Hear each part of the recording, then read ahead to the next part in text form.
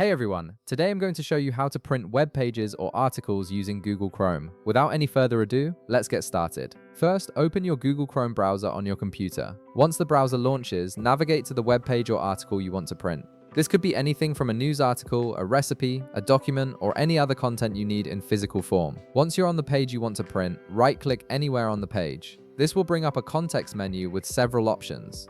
From this menu, look for and click on the Print option. Clicking this will open Chrome's built-in print preview window, which gives you full control over how your document will look when printed. Now, at the top of the print preview window, you'll see the Destination section. Click on the drop-down menu next to it and choose your printing device from the list. This could be your home printer, office printer, or any other connected device. Make sure you select the correct printer before proceeding. Next, look for the Pages drop-down menu. Click on it and you'll see options like Odd Pages Only, Even Pages Only, or Custom. This feature is particularly useful if you want to print double-sided manually or if you only need specific pages from a longer document. Select the option that best suits your needs. Just below that, you'll find the Color drop-down menu. Click on it to choose between black and white or color printing.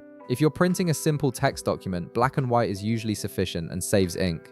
However, if you're printing images or graphics, you might want to select color for better quality. Now, click on More Settings to expand additional printing options. This section gives you even more control over the final output. Here you can adjust the paper size to match what's loaded in your printer, whether that's letter, legal, A4, or any other size. You can also modify the pages per sheet setting, which is helpful if you want to save paper by fitting multiple pages onto one sheet. In this same section, you can also adjust the margin settings to control how much white space appears around your content, and you can change the scale if you need to make the content larger or smaller to fit better on the page. These adjustments ensure your printed document looks exactly how you want it. Additionally, you'll notice checkboxes for headers and footers and background graphics. You can check or uncheck these depending on whether you want the page URL, date, and page numbers to appear on your printout, and whether you want background colors and images included. These options help you customize the appearance based on your specific needs. Once you've configured all your settings and everything looks good in the preview, go ahead and click the Print button.